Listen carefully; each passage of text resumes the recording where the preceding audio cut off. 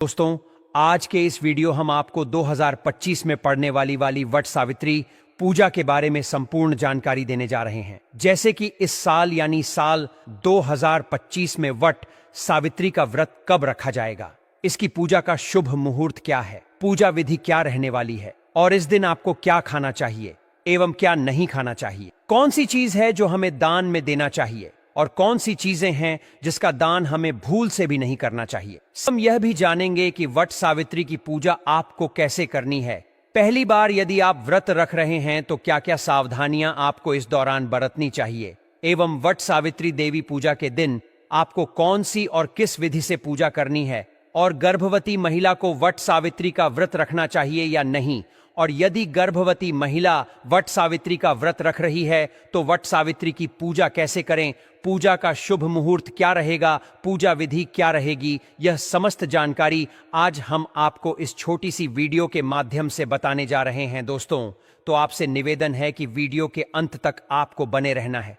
आज इस वीडियो में हम जानेंगे कि वट सावित्री व्रत कैसे करें, नहाए खाए से लेकर पारण की संपूर्ण जानकारी आपको सिर्फ इसी वीडियो के माध्यम से प्राप्त हो जाएंगे। साथ ही हम आपको शास्त्रों के अनुसार पति की कुशलता के लिए इस दिन कौन सा श्रृंगार आपको करना चाहिए कि वट वृक्ष की पूजा के दौरान सुहागन महिला कोई भी गलती कर देती है तो इसका सीधा प्रभाव उनके बच्चों और पति पर देखने को मिलता है। यानी कि सुहागन को वट सावित्री व्रत के दौरान कोई भी ऐसी गलती नहीं करनी है जो कि आज के वीडियो में हम बताने वाले हैं। भक्तों, वट सावित्री का व्रत ऐसी महिलाएं गलती से भी ना रखें, अन्यथा आपकी संतान की मृत्यु हो सकती है, पति पर भारी संकट आ सकते हैं, उल्टा आप पाप के भागीदार बन सकते हैं। यह भी बताएंगे। तो दोस्तों, पंचांग के मुताबिक वट सावित्री व्रत ज्येष्ठ मास की अमावस्या तिथि पर रखा जाता है। इस साल ज्येष्ठ मास की अमावस्या तिथि की शुरुआत 26 मई 2025 को दिन में 12:11 पर हो रही है। इसका समापन अगले दिन यानी 27 मई 2025 को दिन में 12:11 पर हो रहा है। ऐसे में 26 मई 2025 को वट सावित्री व्रत का व्रत रखा जाएगा और इसके एक दिन पूर्व यानी 25 मई को हम नहाए खाए करते हैं। तो नहाए खाए के दिन आप सबसे पहले नाखून काट लेना चाहिए और इस दिन हमें शुद्ध सात्विक भोजन करना चाहिए, यानी लहसुन, प्याज, बैंगन, मसूर की दाल के बिना आपको इस दिन भोजन ग्रहण करना चाहिए, क्योंकि यह सभी चीजें तामसिक प्रवृत्ति की होती है, जिस वजह से वट सावित्री व्रत में इन्हें खाना निषेध माना जाता है। साथ ही आप इसी दिन अपने दोनों हाथों में मेहंदी जरूर लगा लें, क्योंकि देखिए दोस्तों, मेहंदी और महावर सुहागन स्त्रियों की शान होती है। इसलिए आप इस दिन यदि कोई विशेष प्रकार का साज श्रृंगार नहीं कर पाते हैं तो आप कम से कम मेहंदी और महावत जरूर लगवा लें। और अगर आपके घर में वट सावित्री व्रत के दिन ठेकुआ बनाने की परंपरा है तो आप नहाए खाए के दिन ही बना लें। और उसके अगले दिन हम व्रत रखेंगे तो व्रत के दिन आप लोग सुबह जल्दी उठ जाइए, सुबह जल्दी उठकर स्नान कर लीजिएगा और इस दिन हमें लाल पीला वस्त्र पहनकर ही पूजा करनी चाहिए। आपके पास नई साड़ी है तो आप लोग नई साड़ी पहन लीजिए। आप अगर शादी का जो भी साड़ी पहनना चाहती हैं तो वह भी पहन सकती हैं। और चूड़ी आप लोग एक डब्बा नया जरूर खरीद लीजिए। कपड़े शादी में पहने हुआ भी पहन सकती हैं, लेकिन चूड़ियां आप अपने लिए एक नया जरूर से ले लीजिएगा। और उस दिन 16 श्रृंगार किया जाता है तो आप अपना सिंदूर से मांग भर लेना और गले में मंगलसूत्र पहने, पैरों में पायल बिछुआ हुआ और महावर जरूर लगाएं। और जो शादी का चुनरी रहता है वह ओढ़कर ही हमें उस दिन पूजा करनी चाहिए। और आप लोग मांग में जो मांग का टीका है वह भी जरूर पहन लीजिएगा और इस दिन हमें यह पहनकर ही पूजा करनी चाहिए। तो ध्यान रखिएगा, वट सावित्री पूजा के दिन कभी भी हमें बरगद की टहनी नहीं तोड़नी चाहिए।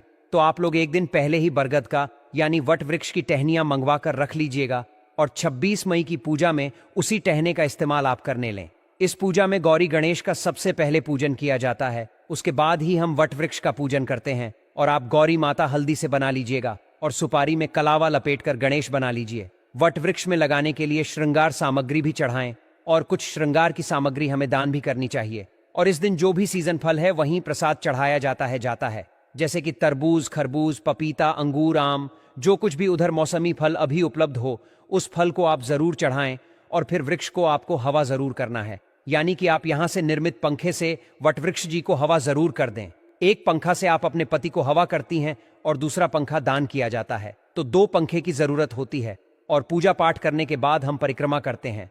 तो परिक्रमा करने के लिए आपके पास अगर कच्चा सूत है तो वह ले लीजिएगा। अगर कच्चा सूत नहीं है तो आप मौली धागा से भी परिक्रमा कर सकते हैं। नियम तो है 108 परिक्रमा हमें करनी चाहिए। अगर 108 आप करने में सक्षम हैं तो 108 कीजिएगा, नहीं तो आप अपनी शक्ति अनुसार 11 बार, 21 बार या 51 बार भी परिक्रमा कर सकते हैं। और परिक्रमा करते समय में आप लोग ध्यान दीजिएगा, अगर आपका धागा मान लीजिए खत्म हो जाए, फिर भी आप यह परिक्रमा रोकना नहीं है। धागा खत्म हो जाए तो आप वहीं धागे को बांधकर परिक्रमा करते रहे और परिक्रमा करने के लिए आप अपने हाथ में चला ले लीजिएगा, क्योंकि परिक्रमा करते समय में हम भूल जाते हैं कि हम कितनी बार परिक्रमा की है। इसीलिए आप लोग चना ले लीजिएगा और सिंदूर ले लीजिएगा। बट वृक्ष में लगाने के लिए और सुहाग की सामग्री हमें जरूर चढ़ाना चाहिए। तो आप सुहाग की सामग्री में चूड़ियां, सिंदूर, बिंदी यह भी चढ़ा सकते हैं। और मान लीजिए 16 श्रृंगार सामग्री चढ़ाना चाहते हैं तो वह भी चढ़ा सकते हैं।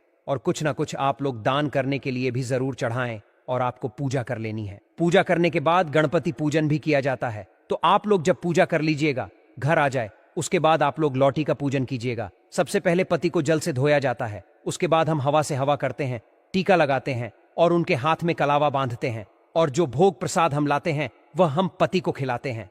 तो पति पूजन हमें जरूर करना चाहिए। और पति पूजन करने के बाद आप चाहे जो शरबत यह ले सकते हैं। इस व्रत में सिर्फ नमक नहीं खाया जाता है, आप मीठा भोजन कर सकते हैं। तो आप लोग पूजा करने के बाद जो कुछ भी खाना चाहते हैं वह खाएगा।